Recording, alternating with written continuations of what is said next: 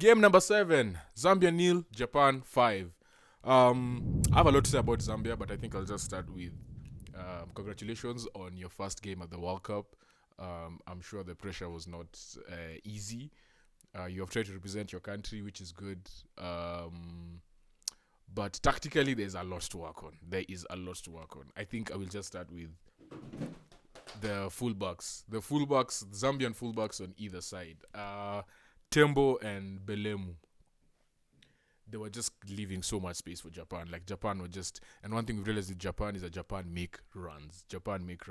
So what they did was they realized that the game plan because they played that back 3-4-2-1, with Tanaka up front. I think that's her name. Yes. They were actually just making runs behind the fullbacks.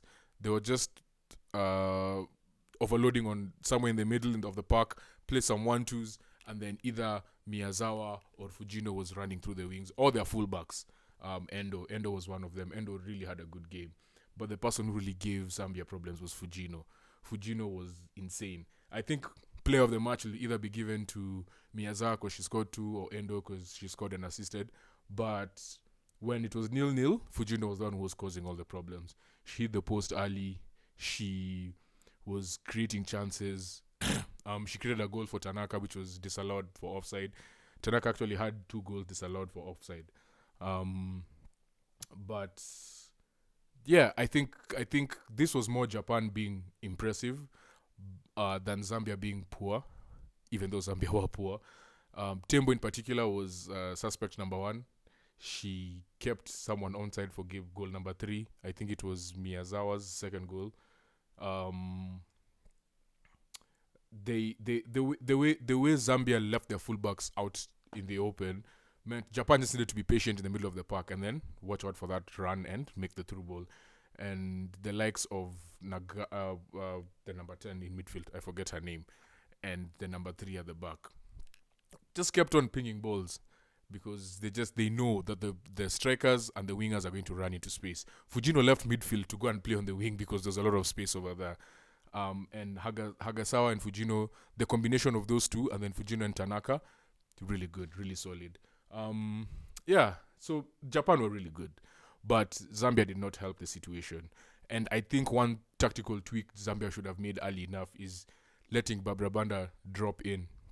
You know how Vegas does it for Man United. Like, the striker needs to fall, like, come back a bit, create some triangles in the middle of the park to allow for passes. But then again, Zambia are not great with their passing. Tembo in particular, Belemu, so quick. Susan Banda in midfield, like, so quick to just lima the ball. Lima means just, kick it anywhere. They need to be just a bit more patient in midfield, I think. The midfield of Lungu and the other lady, I forget her name, were non-existent. So that is something that I think Zambia need to work on. Moving forward, I believe you need to start with a back 3 and play with fullbacks.